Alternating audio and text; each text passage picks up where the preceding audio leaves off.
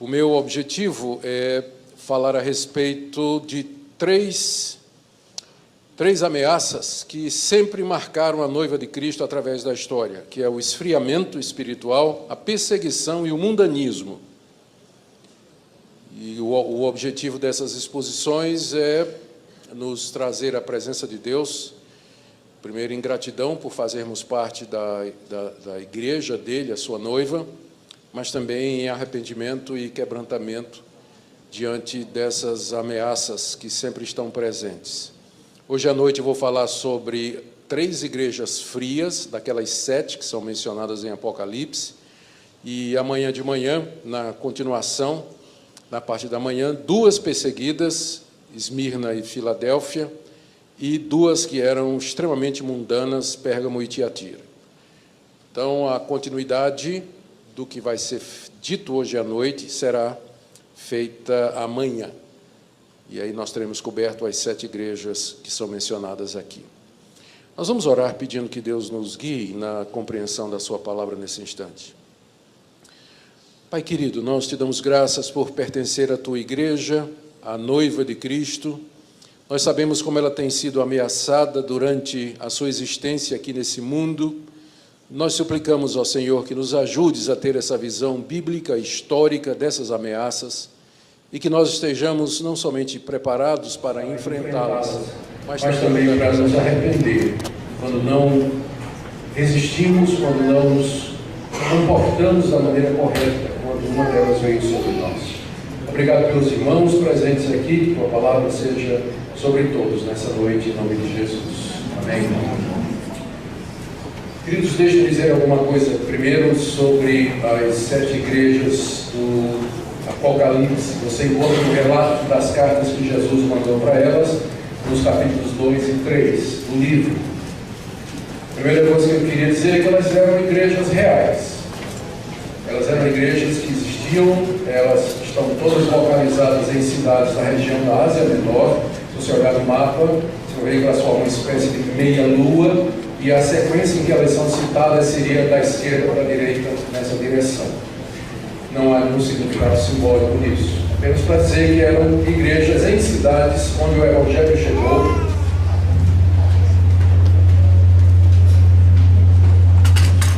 Minha voz é complicada mesmo para equilibrar.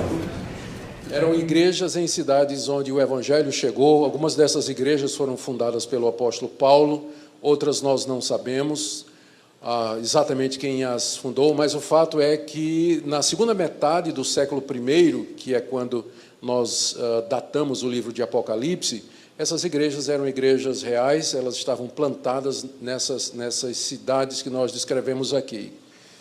A segunda coisa que eu queria dizer é que na interpretação reformada das Escrituras, essas 7 igrejas não representam 7 períodos da história da igreja. Talvez você já tenha ouvido esse tipo de interpretação. Então, no caso, a igreja de Éfeso seria o primeiro período, compreendendo o período apostólico, depois a igreja de Esmirna, o período pós-apostólico, depois Tiatira entra na Idade Média e assim por diante, e nós estaríamos vivendo propriamente a última igreja, que era de Laodiceia, é uma igreja onde o amor já havia esfriado também em muitos irmãos. Dificilmente essa interpretação se sustenta, porque todos os problemas que são tratados aqui nas 7 igrejas são problemas que ocorreram através da história da igreja. Por exemplo, o esfriamento, que é tratado aqui em 3 igrejas. Igrejas que perderam o primeiro amor. Igrejas que se tornaram indiferentes para com a palavra de Deus. Igrejas que eram mornas. Você vai encontrar em todo o período da história da igreja, desde o período apostólico até o dia de hoje. Perseguição. Qual foi o período na história da igreja que não teve perseguição contra os cristãos? Sempre teve. Mundanismo, a igreja se amoldar ao mundo, a igreja passar a adotar as posições do mundo, esquecendo o referencial da palavra de Deus. Qual foi a época na história da igreja em que isso não aconteceu? Então essa teoria ela não se sustenta à luz da história e muito menos exegeticamente, porque cada vez que a carta termina, nós temos lá o registro. Quem tem ouvidos, ouça o que o Espírito Santo diz a quem? As igrejas. Ou seja, é uma palavra para todas elas, não é para um período específico da história. Então, nós entendemos que, então, aqui, nessas 7 igrejas, nós temos orientações para hoje, para a igreja no século XXI, no Brasil, vivendo o momento que nós estamos vivendo. A terceira coisa é que cada uma dessas igrejas, cada uma dessas cartas que foi endereçada às igrejas, ela é dirigida ao pastor da igreja, ao anjo da igreja. Todas elas começam com essa expressão, ao anjo da igreja, em tal lugar, assim diz o Senhor. Então, quem é esse anjo da igreja? Tem várias interpretações. Algumas pessoas acham que era anjo literal. Da mesma forma que tem espírito territorial, né, que é responsável pela administração de unidades geopolíticas e controlam pela batalha espiritual uma determinada região, Deus teria também determinado que anjos tomassem conta das igrejas. Mas aí fica complicado ouvir Jesus mandar o anjo da igreja se arrepender, não é? Ou condenar o anjo porque ele está comendo coisa sacrificada a ídolo. Então, não faz sentido que seja anjo, o mensageiro de Deus. Então, temos que entender figuradamente como se referindo ao líder da igreja, o pastor da igreja, até porque a palavra anjo, ela significa literalmente um mensageiro. Então, como o livro de Apocalipse é um livro que usa uma linguagem altamente metafórica, figurada, aqui nós temos um caso desses. O pastor da igreja, ou os pastores, a liderança da igreja é chamada de anjo. E no pastor e na sua liderança está incluída a igreja, porque mesmo que a carta seja dirigida ao anjo da igreja, vai ficar claro que as críticas que são feitas é aos membros da igreja também. Então, eu penso que essa é a melhor alternativa para a gente entender, que essas cartas foram dirigidas aos responsáveis, aos líderes da igreja, sob o nome de anjos, até porque eles são responsáveis pelo andamento da igreja, mas, é claro, toda a igreja estava incluída. Uma outra coisa que é preciso que seja dita é que essas cartas elas foram ditadas pelo Senhor Jesus Cristo ao apóstolo João quando ele estava exilado na ilha de Patmos. A ilha de Patmos era uma espécie de ilha-prisão que o Império Romano mantinha, onde mandava os prisioneiros políticos, os exilados que ele entendia que não deveria executar, não deveria matar. Então, exilava. E a carta começa com a citação de João de que ele estava na ilha de Patmos, por causa da palavra de Deus. Certamente, não era por conta da pregação da palavra de Deus, mas porque ele tinha pregado a palavra de Deus, tinha sido acusado, muito provavelmente pelos judeus, condenado pelos romanos e exilado lá. E lá na ilha de Patmos, embora ele estivesse longe dos seus, mas não estava longe do Senhor. E no primeiro dia da semana, o dia do Senhor, não é como porque já aqui em Apocalipse você percebe que a ideia de que o domingo era o dia do Senhor já começa a se cristalizar, porque ele diz que estava em espírito no dia do Senhor. Qual é o dia do Senhor? É exatamente o primeiro dia da semana em que ele ressurgiu dos mortos. Então, o primeiro dia da semana já começava a ser chamado do dia do Senhor. Bom, nesse dia ele teve uma visão do Cristo glorificado. E nessa visão Jesus se apresenta com um aspecto glorioso, e ele está no meio de 7 candelabros ou candeeiros de ouro, e ele tem na mão direita 7 estrelas.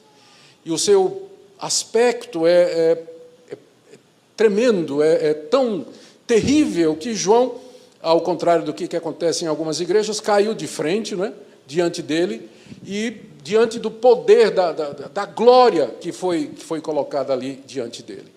E o Senhor Jesus o levanta e diz que ele não tema, ele se apresenta e dá essa ordem que ele escreva as coisas que são, as coisas que foram, as que são e as que haverão de vir.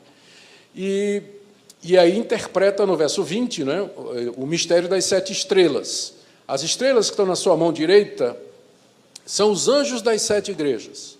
E os candelabros no meio dos quais ele está são as referidas igrejas.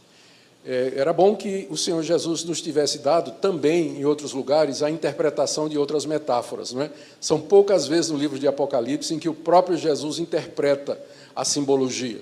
Esse é um deles. Então, fica fácil. A gente está sabendo, então, que quando ele se apresenta como rodeado de 7 candeeiros e com 7 estrelas na mão, que são os pastores, é uma metáfora para dizer que ele é aquele que está no meio do seu povo e é ele quem tem na mão os anjos da igreja. E, através desses anjos, dos líderes, ele ministra a sua igreja, abençoa a sua igreja, corrige, repreende e assim por diante. Bom, dito isso, então, deixe-me agora entrar na análise. São 7 cartas, Elas poderiam ser agrupadas, poderíamos falar nelas na sequência, ou poderíamos escolher um tema que una essas igrejas. E foi o que eu resolvi fazer. Algumas dessas igrejas apresentam com muita clareza o mesmo problema, que é, eu vou chamar assim genericamente, de esfriamento. A igreja esfriou no seu fervor para com Deus, se tornou indiferente, se tornou morna, e o Senhor Jesus repreende 3 dessas igrejas por esse tipo de coisa. O segundo agrupamento eram de 2 igrejas perseguidas, Esmirna e Filadélfia. São igrejas que não recebem censura nenhuma, mas encorajamento para atravessar as perseguições que elas estavam passando. E o terceiro agrupamento é de igrejas que haviam se amoldado aos costumes do mundo, haviam apagado a diferença entre igreja e mundo, e merecem também, da parte do Senhor Jesus, repreensão. Só por isso aqui, a gente já pode tirar algumas lições preciosas. Primeira, se você está procurando uma igreja perfeita, esqueça. Já na época, logo após os apóstolos, quando o último apóstolo estava vivo, João, as igrejas já tinham problemas. Já tinha igreja metida com o mundo, já tinha igreja que tinha profetisa ensinando bobagem, ensinando os crentes a praticar imoralidade, já tinha gente querendo ser apóstolo, já aqui, logo depois do período pós-apostólico, não demorou muito, tá? Então, se você está pensando que alguma vez vai ter uma igreja onde não vai entrar pecado, ambição, ciúme, inveja, imoralidade, então você está tendo uma ideia errada a respeito da igreja da noiva de Cristo. A noiva de Cristo, enquanto ela está aqui nesse mundo, ela está sujeita à corrupção, ela está sujeita à deformação, ela está sujeita a ser iludida por falsos profetas, a se desviar dos caminhos de Deus. Mas o que a gente percebe aqui, já uma segunda lição, é que Cristo não desistiu da sua igreja. Ele mandou cartas, ele mandou que João trouxesse uma palavra para estas igrejas, procurando corrigi-las, repreendê-las, encorajá-las no meio da perseguição. E tem sido assim através da história. De tempos em tempos, as igrejas decaem, em determinados lugares, determinados períodos. Deus, na sua misericórdia, levanta pessoas que trazem a palavra de Deus, anunciam o Evangelho, chama a igreja de volta para a realidade, a igreja se arrepende e retorna aos caminhos. Muito parecido como era no Antigo Testamento, naquele período dos juízes e dos reis. Esse é o caminho da igreja aqui nesse mundo. E nós fazemos parte dela. E eu digo isso porque, com frequência, as pessoas se escandalizam quando percebem, entram na igreja com uma certa perspectiva, e elas ficam escandalizadas quando, de repente, descobrem que o pecado também está presente na igreja. Que a ambição, a mentira, a fofoca, a falsidade, a hipocrisia também está presente na igreja. É verdade. A igreja é composta de pecadores como vocês e como eu. Pecadores redimidos, é verdade, porque arrependidos, porque salvos pela graça de Cristo, mas ainda pecadores e lutando contra o pecado. As 7 cartas às igrejas do Apocalipse nos ensinam essa lição dura, de que nós, até a vinda do Senhor Jesus, para de vez purificar a sua noiva, nós teremos que lutar contra as manchas do pecado, o resíduo da corrupção que está no nosso coração. E essas cartas foram escritas para nos ajudar a fazer isso. Tá bem? Então, vamos começar com as 3 cartas que sofriam desse problema de esfriamento. A primeira é a igreja de Éfeso, as 3 igrejas que sofriam com esse problema. A primeira igreja de Éfeso, capítulo 2, de 1 a 7. Ao anjo da igreja em Éfeso escreve: estas coisas diz aquele que conserva na mão direita as 7 estrelas e que anda no meio dos 7 candeeiros de ouro. Conheça as tuas obras, tanto o teu labor como a tua perseverança, que não pode suportar homens maus, e que puseste à prova os que a si mesmos se declaram apóstolos e não são, e os achaste mentirosos. E tens perseverança, e suportaste provas por causa do meu nome, e não te deixaste esmorecer. Tenho, porém, contra ti que abandonaste o teu primeiro amor. Lembra-te, pois, de onde caíste, arrepende-te e volta à prática das primeiras obras. E se não, venho a ti e moverei do teu lugar o teu candeeiro, caso não te arrependas. Tens, contudo, a teu favor, que odeias as obras dos nicolaítas, as quais eu também odeio. Quem tem ouvidos, ouça o que o Espírito diz às igrejas. Ao vencedor, dar-lhe-ei que se alimente da árvore da vida, que que se encontra no paraíso de Deus. Aqui, primeiro, uma outra coisa que eu preciso dizer que vai ajudar já a análise das outras. As cartas seguem um padrão. Primeiro, a quem ela é endereçada. Segundo, Jesus se apresenta. Depois, quando cabe, ele faz um elogio. Em seguida, ele faz uma crítica, faz uma ameaça e faz uma promessa para quem vencer. Então, esse padrão ele é repetido em todas as cartas, tá bom? Então, aqui, como é que ele se apresenta à igreja de Éfeso? Ele se apresenta como aquele que tem na mão direita as 7 estrelas e que anda no meio dos 7 candeeiros de ouro. Ou seja, é aquele que está no controle da igreja, que está no meio da sua igreja e que tem os pastores na sua mão. Cada apresentação é compatível com a situação da igreja. Nós vamos ver que a igreja de Éfeso era uma igreja que tinha perdido o seu primeiro amor. O Senhor Jesus, porém, se apresenta àquela igreja como estando no meio dela e como tendo controle sobre a sua liderança, num chamado e num convite ao arrependimento e uma promessa de que a presença dele deveria estimular o amor das pessoas. Como é que as pessoas perderam o amor pelo Senhor Jesus, mesmo quando ele está no meio do seu povo? É isso que torna o pecado dessa igreja ainda mais grave.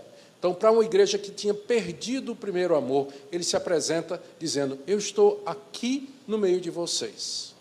Eu estou no meio dos 7 candeeiros. Estou aqui diante de vocês. Essa é a apresentação que está aí no verso 1. Nos versos 2 e 3, o Senhor Jesus elogia a igreja. Ele conhece as obras, porque está no meio dela, né? Está no meio das igrejas. A primeira coisa que ele elogia é que era uma igreja que trabalhava.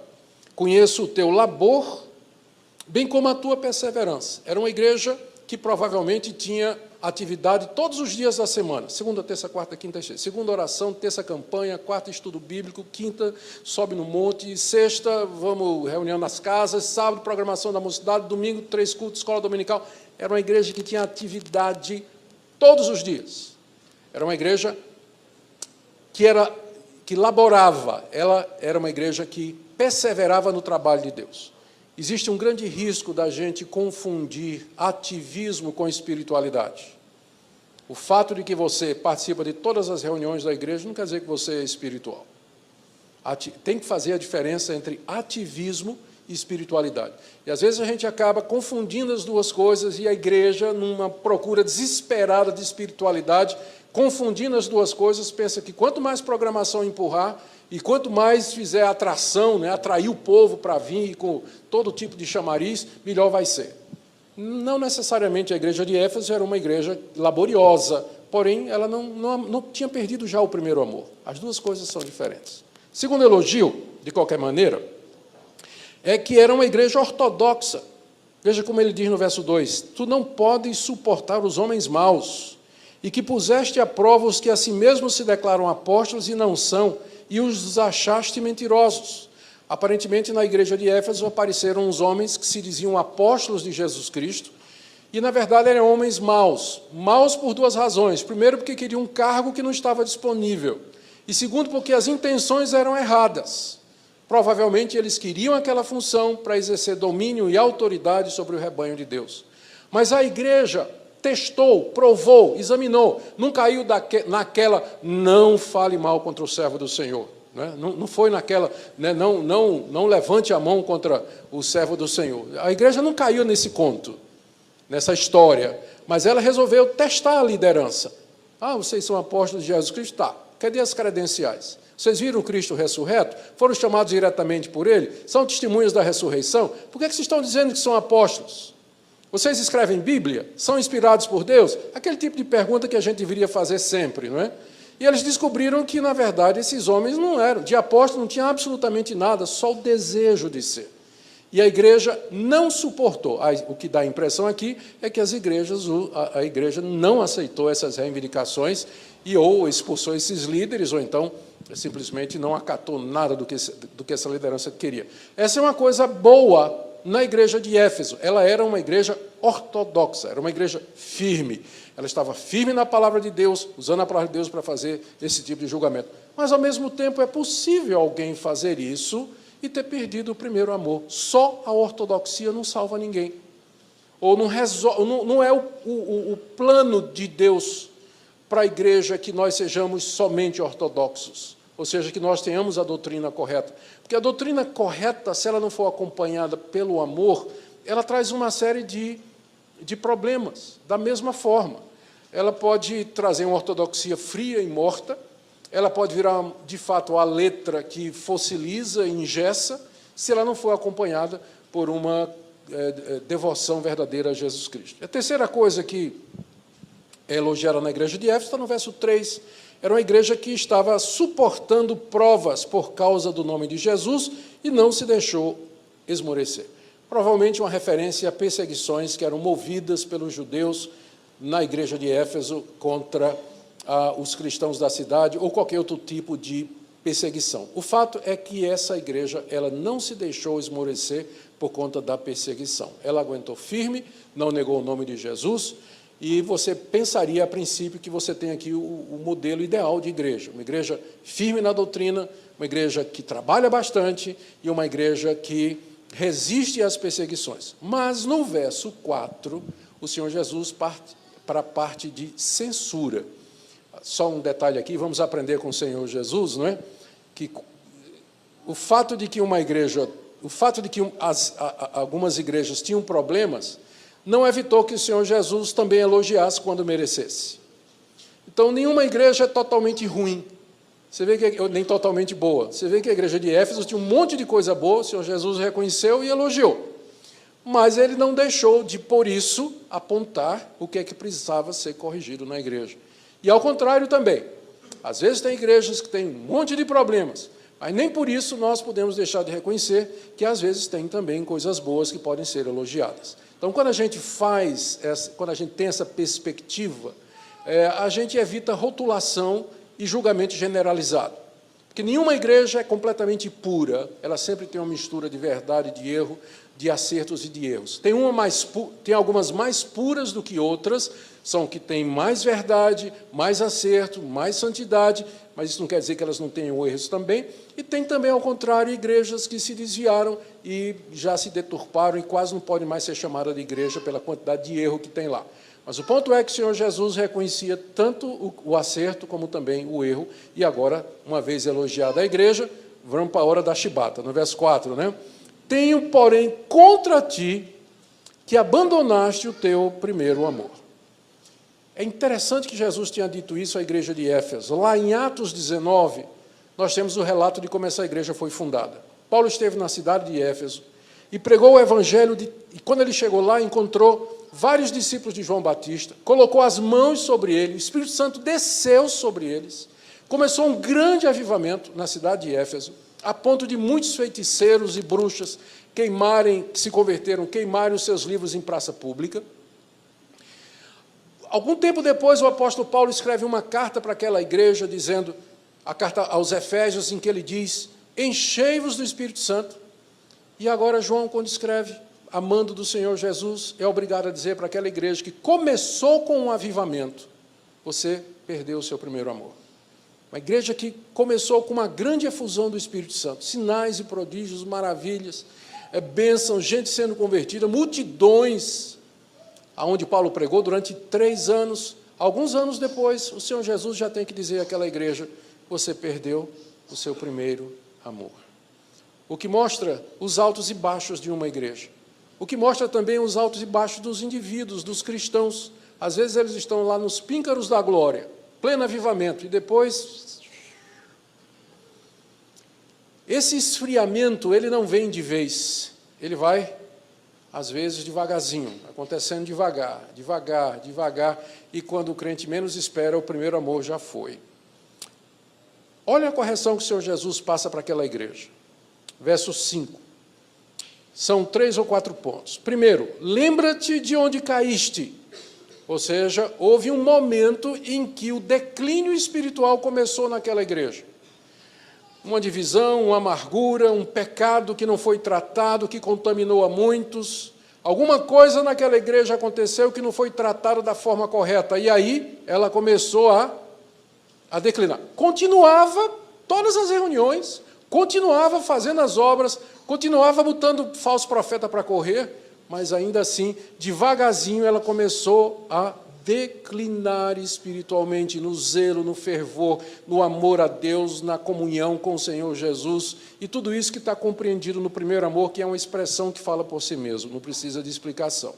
Então, primeira coisa, tinha que se lembrar, olha para trás, examina a sua vida, quando é que começou isso que você começou a se desviar no seu coração, na sua mente, na sua devoção ao Senhor? Geralmente, existe um ponto, ou você vai perceber que foi numa ocasião, numa situação, e várias coisas que aconteceram que acabaram contribuindo para que você perdesse essa primeira devoção ao Senhor. Segundo a orientação do Senhor Jesus, arrependa-se. O arrependimento inclui o reconhecimento do pecado, da falha, a decisão, a confissão desses pecados e a decisão de não mais voltar a cometê-los e, é claro, abandoná-los. Tudo isso está incluído na palavra arrependimento. E terceiro, volta à prática das primeiras obras, uma referência ao tempo em que a igreja de Éfeso andava cheia do Espírito Santo, cheia de zelo, cheia de amor pelo Senhor e desejos por Ele, vida de oração, de santidade, de busca da presença de Deus. É um chamado que o Senhor Jesus faz ao primeiro amor para aquela igreja, que era uma igreja ortodoxa, que era uma igreja que trabalhava, era uma igreja que não desanimava diante da perseguição. Mas é possível alguém fazer todas estas coisas e não ser por amor a Jesus Cristo. Faz porque nasceu na igreja, faz porque sempre foi feito assim, faz porque a tradição da igreja é essa, faz porque meus pais estão dizendo que é, faz porque o namorado é da igreja, faz por isso, por aquilo.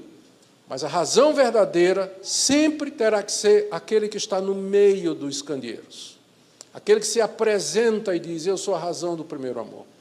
Eu sou a motivação para que você esteja na igreja e faça as coisas da maneira correta. Então está aqui a igreja de Éfeso, que é uma correção para as igrejas de todas as épocas, toda vez que elas se afastam do amor ao Senhor Jesus, que é o nosso noivo. Se somos a noiva de Cristo, Ele é o nosso noivo. E da mesma forma que deve haver amor intenso e verdadeiro no casal, assim também entre nós e o Senhor Jesus. A segunda igreja que estava numa situação semelhante é a igreja de Sardes. E aqui você pula para o capítulo 3. E vamos ler de 1 a 6. Ao anjo da igreja em Sardes escreve, estas coisas diz aquele que tem os 7 Espíritos de Deus e as 7 estrelas. Conheça as tuas obras, que tens nome de que vives e estás morto. Sê vigilante e consolida o resto que estava para morrer, porque não tenho achado íntegra as tuas obras na presença do meu Deus. Lembra-te, pois, do que tens recebido e ouvido, guarda-o e arrepende-te, porquanto, se não vigiares, virei como ladrão, e não conhecerás de modo algum em que hora virei contra ti. Tens, contudo, em Sardes umas poucas pessoas que não contaminaram as suas vestiduras, e andarão de branco junto comigo, pois são dignas. O vencedor será assim vestido de vestiduras brancas, e de modo nenhum apagarei o seu nome do livro da vida, pelo contrário, confessarei o seu nome diante de meu Pai e diante dos seus anjos. Quem tem ouvidos, ouça o que o Espírito diz às igrejas. Eu pulei, no estudo de Éfeso, eu deixei os nicolaítas de lado, porque eles vão aparecer em mais 2 cartas. Tá? Quando a gente tratar amanhã das igrejas que estão no mundanismo, a gente vai falar outra vez dos nicolaítas. Mas vamos aqui para a igreja de Sardes. Aqui o Senhor Jesus se apresenta, no verso 1, como sendo aquele que tem os 7 Espíritos de Deus e as 7 estrelas. Então você já percebe que 7 é o número que tem um símbolo, porque não existem 7 Espíritos. Só há um Espírito Santo. Então você percebe que no livro de Apocalipse o número 7 ele tem um significado. E os estudiosos nos dizem que 7 é sempre associado à ideia de plenitude, à ideia de perfeição e, portanto, de divindade. Você percebe que Jesus escolheu escrever cartas a 7 igrejas. Ele podia ter escrito a 10, se ele quisesse. Mas por que 7? Porque 7 representa a plenitude das igrejas, a totalidade das igrejas. Ele tem as 7 estrelas na mão, que representa os anjos da igreja, ou seja, os pastores na sua completude, todos eles. E ele é aquele que tem os 7 Espíritos de Deus. Não é que são 7 Espíritos, mas significa apenas que ele está cheio do Espírito de Deus. Ele tem o Espírito Santo na sua plenitude. E porque ele tem a plenitude do Espírito Santo, ele pode dar a essa igreja que está morta. A igreja de Sardes tinha nome de que vivia, mas estava morta. O Senhor Jesus se apresenta àquela igreja como sendo aquele que tem o Espírito Santo e que pode conceder esse Espírito para reavivar aquela igreja, E com os 7 Espíritos, ele tem as 7 estrelas, que são os pastores da igreja, através de quem a ministração é feita e o Espírito de Deus abençoa no avivamento, no despertamento. O Senhor Jesus, então, se apresenta a essa igreja dessa forma e não tem elogio nenhum. Aqui ele já entra na censura. No próprio verso 1, o verso 1 termina com essa censura. Conheço as tuas obras, que tens nome de que vives e estás morto. A igreja de Sardes havia adquirido uma reputação. A cidade de Sardes era uma cidade rica, era uma cidade famosa, era uma cidade muito próspera, era uma cidade que tinha uma grande reputação. Ela já tinha sido antes invadida várias vezes pelos inimigos. Numa das vezes, eles deixaram de vigiar as entradas da cidade e a cidade foi tomada de uma forma tão inesperada que um historiador da época disse que os soldados nem tiveram tempo de colocar as botas. Quando viram, o inimigo já tinha entrado na cidade por falta de vigilância. Mas era uma cidade muito conhecida, uma cidade muito próspera. E a igreja parece que seguiu o ritmo da cidade. Era uma igreja que tinha nome, talvez porque estava nessa cidade, talvez porque era uma igreja próspera, talvez porque era uma igreja que tinha uma história da sua fundação, mas quando essa carta é mandada para ela, ela já estava morta espiritualmente falando. Ela estava morta espiritualmente falando. Não tinha vida espiritual, embora mantivesse os seus cultos, embora mantivesse as suas atividades, ainda tivesse um anjo pregando lá, um pastor pregando lá, mas a igreja, na sua maioria, não era toda, a gente vê que tem um remanescente aqui, não é? Mas a maioria da igreja já estava nesse estado de morte espiritual. A orientação que o Senhor Jesus dá para essa igreja está aí, do verso 2 até o verso 3. Primeiro, seja vigilante. Era isso que tinha faltado à igreja. Vigilância, cuidado, atenção, supervisão. Porque se nós não cuidamos da nossa vida espiritual e da vida espiritual da igreja, ela declina. O pecado é como a barba, dizia Martinho Lutero. Você faz de manhã e à tarde ela já cresceu de novo. Então precisa estar capinando o tempo todo, né? Alguns, né? Eu não faço. Mas precisa estar capinando o tempo todo. Então, a falta de vigilância permite que o pecado cresça, que ele se infiltre, que ele domine a vida da igreja, que a igreja se acostume com ele. E, como resultado, a igreja, a semelhança da igreja de Éfeso, ela entrou num declínio espiritual profundo. Ela tinha uma reputação, mas a reputação não correspondia à realidade. E, infelizmente, às vezes, nós encontramos a mesma coisa hoje. Igrejas que vivem da reputação, do nome, do histórico, da galeria dos pastores, da galeria dos presbíteros. Você sabe quem passou por aqui? Você sabe os nomes que saíram aqui dessa igreja? A pergunta é, como é que está a igreja hoje? Como é que está a igreja hoje? Ela pode ter nome, mas a pergunta é como é que ela está hoje? No caso da igreja de Sardes, ela estava morta por falta de vigilância. O Senhor Jesus se dirige ainda, no verso 2, ele está agora dizendo o que fazer. Ele diz ao anjo da igreja que ele consolide o resto que estava para morrer. Ou seja, tinha um tiquinho de gente na igreja que ainda não tinha entrado nessa morte espiritual. E o que o anjo da igreja poderia fazer era, pelo menos, consolidá-los, fortalecê-los, animá-los. Fico pensando aqui na ideia da fogueira, né? Todo mundo sabe o que é uma fogueira, brinca com fogueira, todo mundo de alguma forma já se meteu com a fogueira. Eu ia dizer São João aqui, mas seria, né? Ninguém aqui brinca São João, é claro. Então, mas eu lá no Nordeste eu cresci, né, com fogueira de São João. E a gente sabe o que acontece, passa um tempo, acende a fogueirona lá, deixa, né, um tempo, aí vai morrendo, aí ficam umas brasinhas lá. Então parece que a fogueira morreu, mas tem uns poucos pontos vermelhos. Se você chega, sopra, abana e tudo mais, o que acontece de repente? O fogo volta. Era o caso dessa igreja aqui. Ainda tinha algumas pessoas lá, e Jesus diz, consolida o resto que estava para morrer, porque se aqueles poucos que estivessem lá fossem fortalecidos pela graça de Deus, eles seriam usados por Deus para despertar o restante da igreja. Avivamentos espirituais quase sempre começam assim, com um punhadinho de gente que ama a Deus, que clama a Deus, que está insatisfeito, que reconhece o estado em que a igreja está e pede misericórdia a Deus. Geralmente é só olhar a história dos avivamentos. Começa com grupos, pessoas que estão com esses poucos na igreja de Sardes, e a orientação é essa para o anjo da igreja: consolida esse pessoal, porque talvez nele esteja a última esperança da igreja de Sardes. A razão que ele dá aqui no verso 2 é que ele não achou íntegras as obras da igreja diante de Deus. A igreja tinha uma reputação, mas as obras não eram íntegras, não eram coerentes, elas não estavam compatíveis com o noivo de Cristo, não eram como Jesus queria e devia ser. No verso 3, continuando as recomendações, lembra-te, pois, do que tens recebido. Nota que o Senhor Jesus sempre aponta para trás. Para a igreja de Éfeso, diz, lembre onde você caiu. Aqui para a igreja de Sardes, ele diz, lembre do que você recebeu. Quando tudo começou, quando o evangelho chegou na cidade, quando os apóstolos ou enviados dos apóstolos anunciaram o evangelho de Deus, a alegria que vocês sentiram, o arrependimento, a mudança de vida, a transformação que isso tudo acarretou. Onde está tudo isso agora? Depois de tantos anos, para onde é que foi tudo isso? Lembra do que você recebeu, do privilégio que você recebeu de conhecer o Senhor e Salvador Jesus Cristo. E aí continua. Guarda estas coisas, exatamente como você as recebeu, e arrepende-te de ter esquecido dessas coisas, de ter deixado essas coisas para trás e ter vivido só da memória delas. E aqui vem uma ameaça. Ele também tinha ameaçado a igreja de Éfeso, lá no capítulo 5.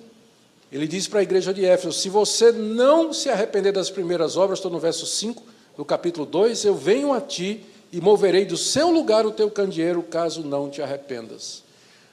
Ou seja, o candeeiro simbolizando a igreja, Jesus está ameaçando a igreja, se você não se arrepender, eu venho e vou remover o candeeiro no juízo, porque se ele é amor, também ele é justo, ele vem em juízo arrebentar com a igreja, quebrar a igreja, mover o candeeiro do lugar. Hoje não tem mais igreja em Éfeso, na cidade de Éfeso, a não ser um punhado de cristãos que pertencem à igreja ortodoxa. O testemunho evangélico lá é quase nulo.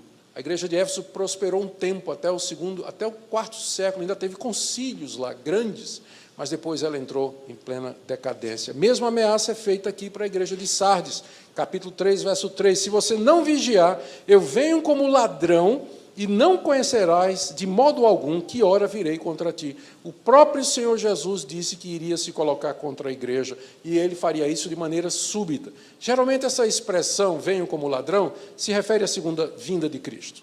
Talvez o Senhor Jesus tenha dito, se você não se arrepender, quando eu vier, e eu virei como ladrão de noite, então naquele dia o meu juízo será contra você. Gente, se Deus é por nós, quem será contra nós? Mas se Ele é contra nós, eu virei contra ti. Eu virei contra ti. Às vezes a gente vê a igreja passando problema, olha assim, diz, isso é obra do inimigo. Olha de novo, irmão. Às vezes as dificuldades estão vindo na igreja, problema, isso é obra do inimigo. Olha de novo, irmão. Porque Jesus não disse que viria contra. Ele disse que vem contra, vem mesmo. Ele disse que remove o candeeiro. Às vezes não é o diabo, não. Às vezes é a mão do Senhor mesmo. Contra a própria igreja. Para corrigi-la, quebrantá-la, discipliná-la. Se ela não quer ouvir por bem, ela vai ouvir por mal. Às vezes é a mão de Deus. E eu digo a mesma coisa na sua vida, meu irmão. Antes de você olhar para trás e tentar entender as dificuldades da sua vida como sendo obra do inimigo, olhe de novo. Porque está escrito que Deus resiste ao soberbo. Quem resiste ao soberbo é Deus, não é o diabo, não. Então, de repente, é a soberba mesmo do seu coração, e Deus está resistindo. E aí a gente começa a botar a culpa em outras coisas e deixa de perceber o que é que a Escritura ensina com tanta clareza, como ensina aqui, no caso dessas igrejas. Bom, no verso 4, o Senhor Jesus, como eu disse, Quando tem coisa boa, ele fala. Quando tem ruim, ele fala também. Só que aqui na igreja de Sardes, lá na igreja de Éfeso, ele começa falando da coisa boa, para depois fazer a censura. Na igreja de Sardes, ele começa com a censura, mas ele reconhece, no verso 4, tens contudo em Sardes umas poucas pessoas, que é aquele pouquinho, aquelas brasinhas que estavam lá, que não contaminaram as suas vestiduras e andarão de branco junto comigo, pois são dignas. Branco, no livro de Apocalipse, está vestido de branco, sempre é uma referência à santidade, à santificação e o seu estágio final, que é a glorificação.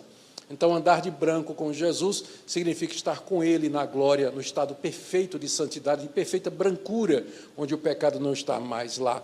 E isso é prometido para aqueles crentes fiéis que não se deixaram corromper pelo estado da igreja de Sardes. Promessa no verso 5. O vencedor será assim vestido de vestiduras brancas e de modo nenhum apagarei o seu nome do livro da vida. Pelo contrário, confessarei o seu nome diante de meu Pai e diante dos seus anjos. São 3 promessas e todas elas parecidas com a promessa que foi feita à igreja de Éfeso. Volta lá para o capítulo 2, verso 7, quando Jesus diz, quem tem ouvidos, ouça o que o Espírito diz às igrejas. Ao vencedor, dar-lhe-ei que se alimente da árvore da vida que se encontra no paraíso de Deus. Aqui uma metáfora e uma figura para significar a vida eterna. A vida eterna. A árvore da vida lá no paraíso era um símbolo, ela era uma árvore real, não tenho a menor dúvida disso, não estou questionando a historicidade de Gênesis para mim, era uma árvore real, num paraíso real, com Adão e Eva real. E uma árvore do bem e do mal real também. Só que ela era um símbolo da vida eterna. Tanto é que Deus disse, vamos colocar o homem para fora do jardim, para ele não comer da árvore da vida, e assim viva eternamente. Ou seja, na verdade, era uma grande bênção, né? Porque se o homem tivesse comido, depois de pecar, tivesse comido da árvore da vida, ele teria se tornado um pecador imortal. E para nós a morte é livramento, irmãos. Com a morte a gente se livra desse corpo do pecado, entra na presença de Deus e aguarda a ressurreição com um corpo perfeito, sem pecado. Graças a Deus, né, porque a gente pode morrer. Foi colocado como maldição com relação ao plano inicial, mas é uma misericórdia para pecadores, que nós podemos morrer e ressuscitar com um corpo imortal para viver toda a eternidade na presença de Deus.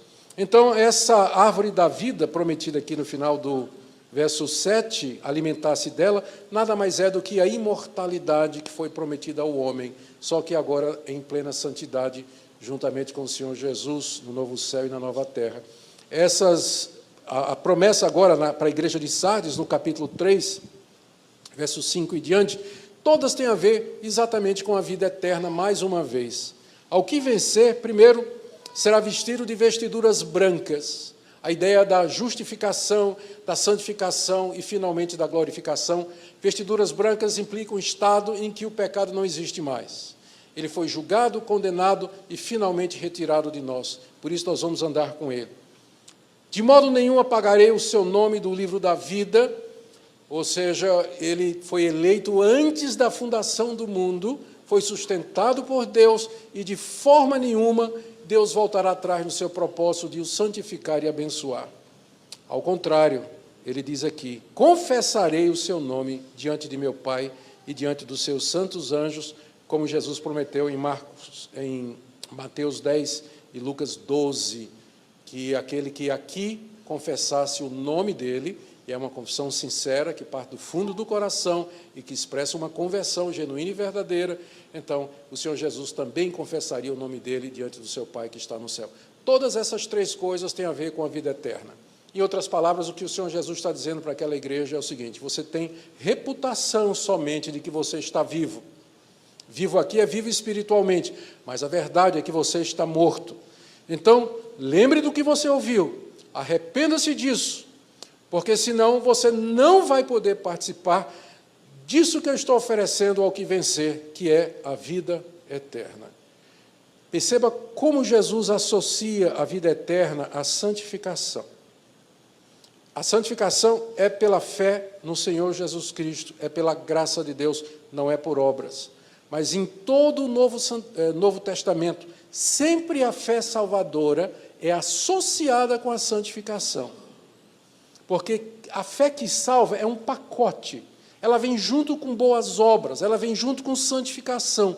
A pessoa que de fato crê para a vida eterna, ela vai querer santidade, ela vai querer mudar de vida, ela vai querer servir ao Senhor Jesus. Não existe isso de uma pessoa ser salva, ter fé que salva e viver morto, viver no mundo, viver no pecado. Não tem isso no Novo Testamento. Sem santificação, ninguém verá o Senhor. A Bíblia é muito clara. Quem vive na prática do pecado não é nascido de Deus, diz o apóstolo do amor. Imagine se não fosse, né? O apóstolo do amor, que é João. Aquele que é nascido de Deus não vive na prática do pecado. Quem vive na prática do pecado é filho do diabo. Filho do diabo. No mesmo tom vai o Senhor Jesus. Aliás, ele é que dá o tom. Né? Todos eles aprenderam com o Senhor Jesus exatamente isso. Ao que vencer, eu darei a vida eterna. A gente sabe que a gente vence mediante a graça pela fé que nos é dada no Senhor Jesus Cristo. Mas essa fé é uma fé que pode ser medida externamente pela prática das boas obras e da santidade. Por isso que Jesus associa o tempo todo santificação, arrependimento, mudança de vida com a salvação eterna. Mas vamos correr para a última carta que está a última igreja que está nessa situação, que é a igreja de Laodiceia, aí mesmo no capítulo 3, do verso 14 em diante. Ao anjo da igreja que está em Laodiceia escreve: estas coisas diz o Amém, a testemunha fiel e verdadeira, o princípio da criação de Deus. Conheço as tuas obras, que nem és frio nem quente. Quem dera fosses frio ou quente. Assim, porque és morno e nem és quente nem frio, estou a ponto de vomitar-te da minha boca. Pois dizes, estou rico e abastado e não preciso de coisa alguma, e nem sabes que tu és infeliz, sim, miserável, pobre, cego e nu.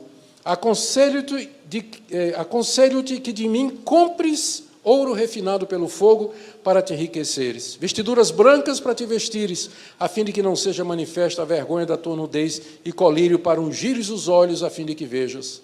Eu repreendo e disciplino a quantos amo. Sê, pois, zeloso e arrepende-te. Eis que estou à porta e bato. Se alguém ouvir a minha voz e abrir a porta, entrarei em sua casa e cearei com ele e ele comigo.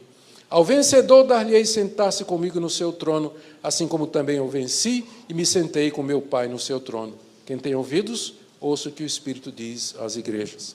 A cidade de Laodiceia era uma cidade famosa por muitas coisas. Fontes termais, águas quentes. Era famosa pela lã que ela produzia.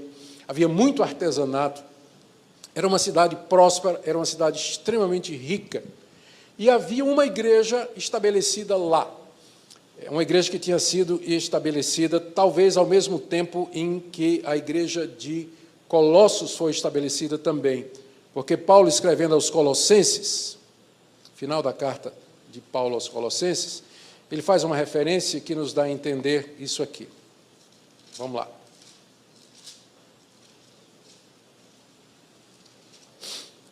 Lá no capítulo 4, ele diz, no verso 15, saudai os irmãos de Laodiceia, a ninfa e a igreja que ela hospeda em sua casa. E uma vez lida essa epístola, que era para os colossenses, providenciai para que também seja lida na igreja dos laodicenses. E a carta aos de Laodiceia, lede igualmente perante vós. Então, tudo indica que Laodiceia foi fundada na mesma época da igreja de Colossos. E Paulo tinha uma preocupação pela igreja dos colossenses e pela igreja dos laodicenses também. Escreveu uma carta para os colossenses e uma carta para os laodicenses, só que a carta para os laodicenses se perdeu. A gente não tem. E não me pergunte o que é que vai acontecer se um dia a gente achar. Se a gente vai botar na Bíblia ou não. Essa é uma questão que eu não quero enfrentar. Certo?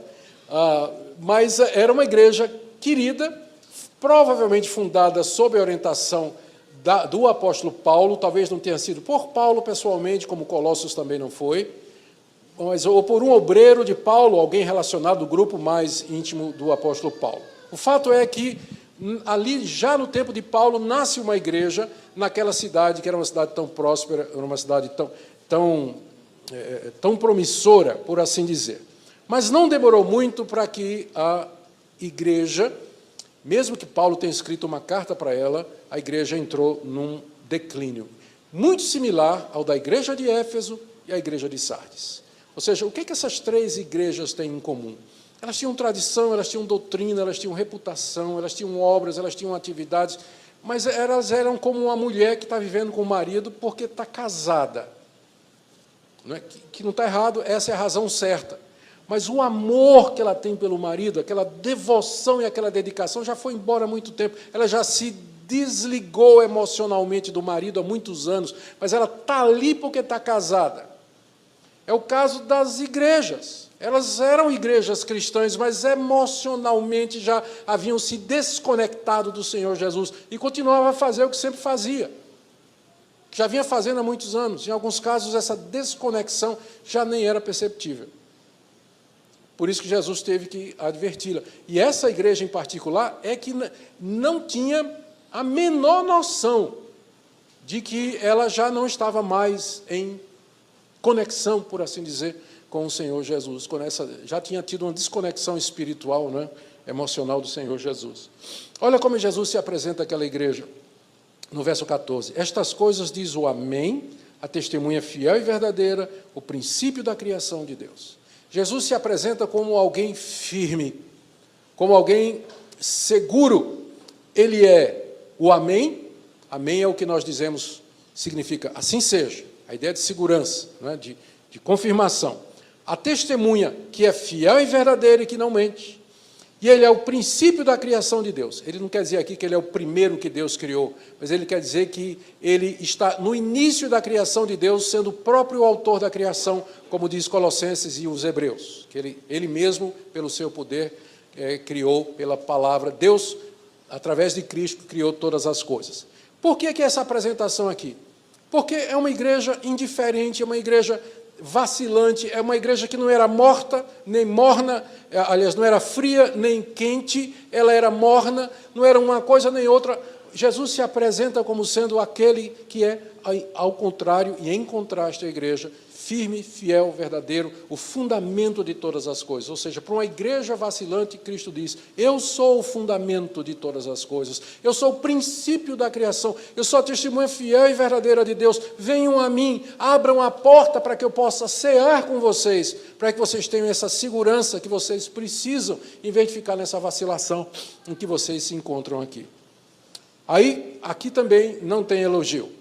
Essa igreja também não recebe nenhum elogio.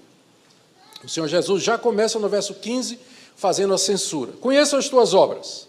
Do que é que o Senhor Jesus se queixa daquela igreja? Que ela não era nem fria, nem quente. Quando fala em frio aqui, lembra das palavras de Jesus lá no Evangelho. Por se multiplicar a iniquidade, o amor de muitos esfriará. Era o caso de Laodiceia. Já tinha se esfriado ali. O amor pelo Senhor Jesus. Não é?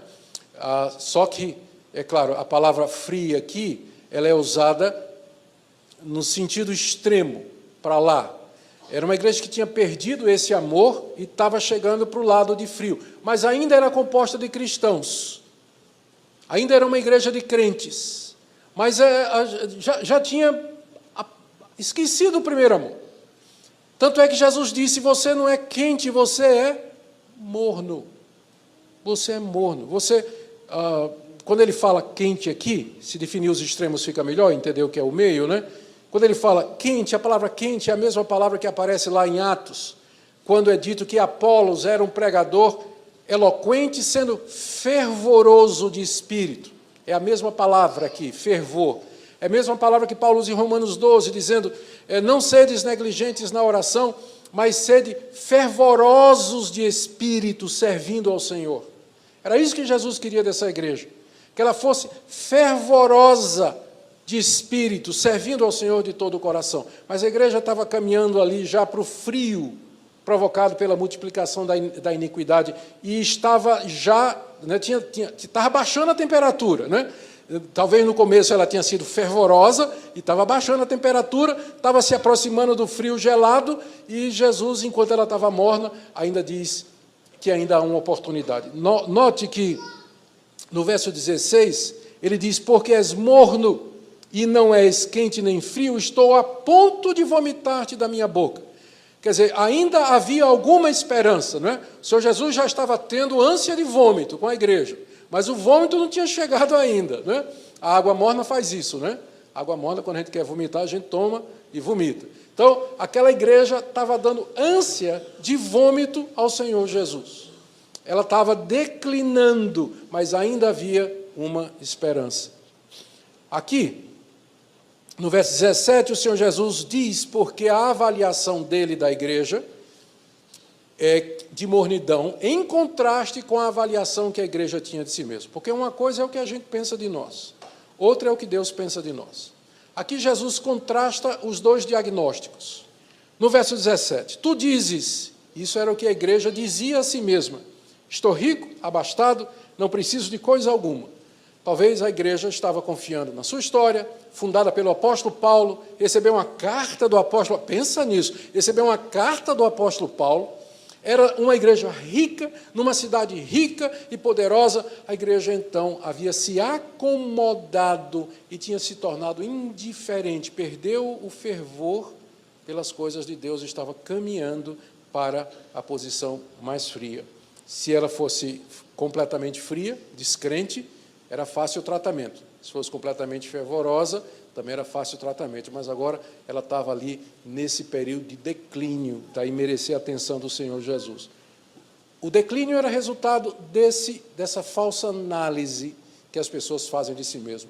Gente, o pecado é ruim, mas tem um efeito do pecado que o torna pior ainda. É que o pecado cega os olhos do crente. Ele não consegue enxergar o que é que ele está fazendo. E o que é pior, endurece. Porque quando ele é corrigido, repreendido, ele reage, ele se defende, ele racionaliza. Ele procura de todas as formas se explicar e se justificar. Nós somos craques em fazer isso. E era isso que essa igreja estava fazendo. Ela pensava, apesar de ser uma igreja que estava em franco declínio, ela tinha uma análise dela que estava tudo bem. A gente vê isso com tanta frequência no ministério, na avaliação que, às vezes, se faz da igreja. Não, nossa igreja está bem, está tudo legal. Olha, temos muitas atividades, nós temos trabalhos para mocidade, nós fazemos retiro, nós temos isso, a arrecadação está razoável e tudo mais. E aí, às vezes, a gente pensa que esse é o tipo de análise que Deus faz de nós. Ele não analisa por aí. Estas coisas são importantes, mas elas não são um critério final de análise de Deus, dá para ver, não é por aqui.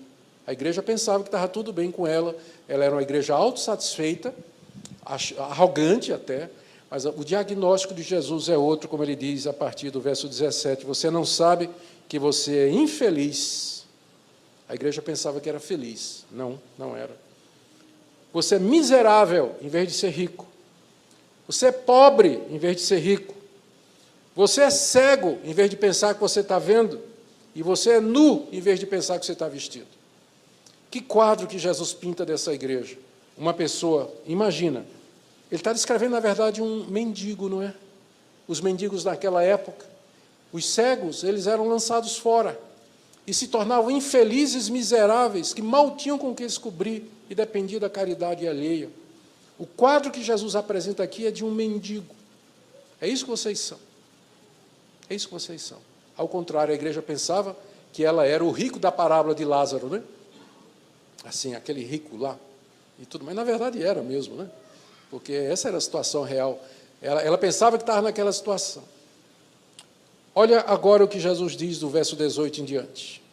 Aconselho que de mim compres ouro refinado pelo fogo para te enriqueceres.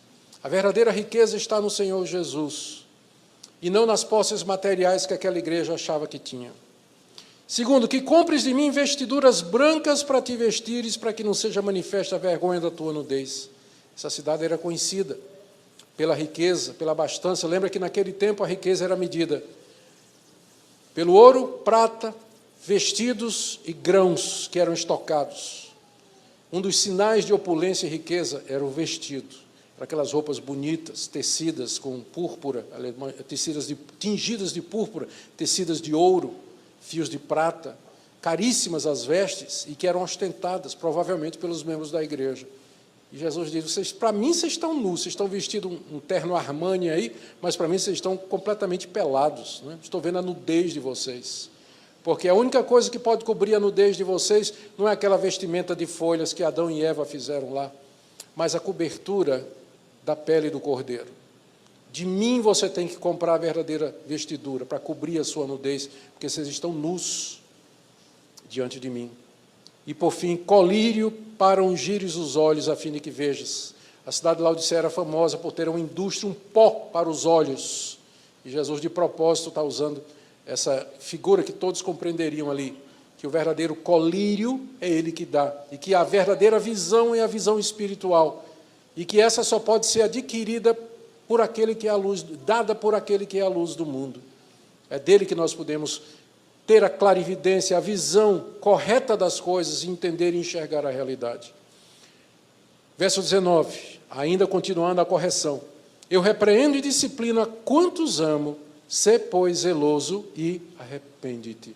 Olha aqui a palavra zeloso. Está vendo essa palavra zeloso aqui? É a mesma palavra para o quente, ou associada ao quente lá do verso 16, não é? Você não é morno, aliás, você não é frio e nem você é quente. Então ele diz agora, torne-se quente, torne-se fervoroso, volte àquele primeiro amor, como ele diz à igreja de Éfeso, e se arrependa dos pecados que levaram você a essa situação. E olha que convite maravilhoso no verso 20.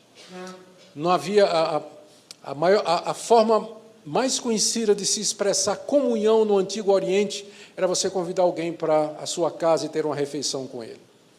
Era assim que se mostrava comunhão, até hoje, né? Até hoje a gente convida alguém para a nossa casa, abre a casa, prepara um jantar e tem um tempo gostoso com aquela pessoa. O Senhor Jesus Cristo diz àqueles irmãos, diz àquela igreja, eu estou batendo a porta. Se algum de vocês ouvir a minha voz e abrir, eu entrarei e cearei com ele e ele comigo. O Senhor Jesus com isso está dizendo que se aquela igreja abrisse a porta, ele viria até aquela igreja, entraria naquela igreja, teria comunhão com aqueles irmãos, ele que é a testemunha fiel e verdadeira, o princípio da criação de Deus, e aquele zelo outra vez voltaria a acontecer.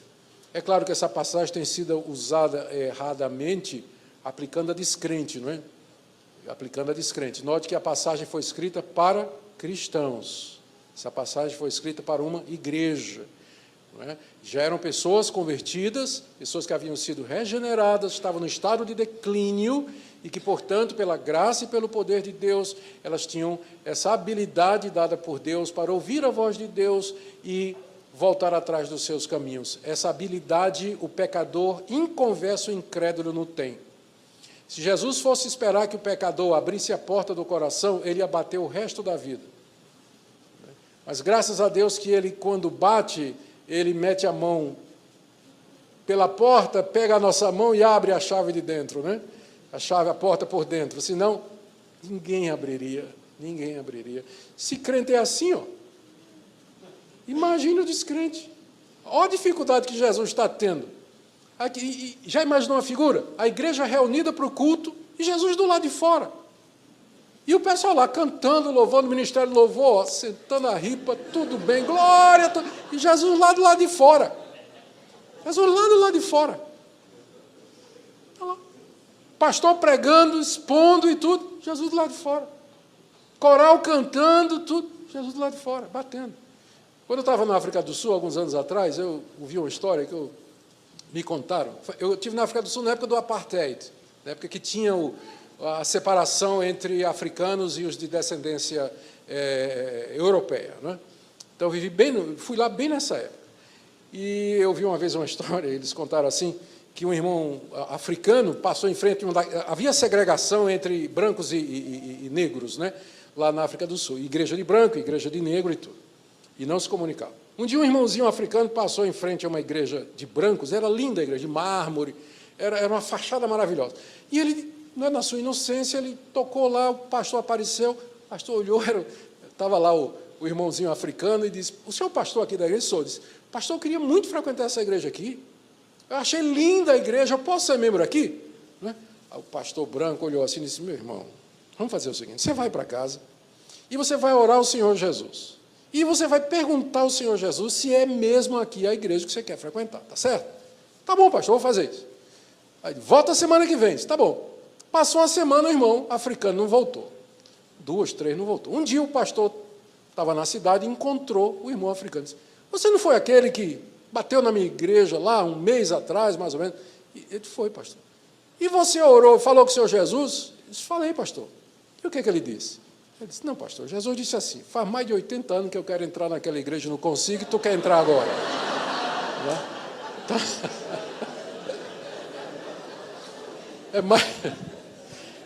é mais ou menos essa a situação aqui da igreja de Laodiceia, né? Eis que estou à porta e bato.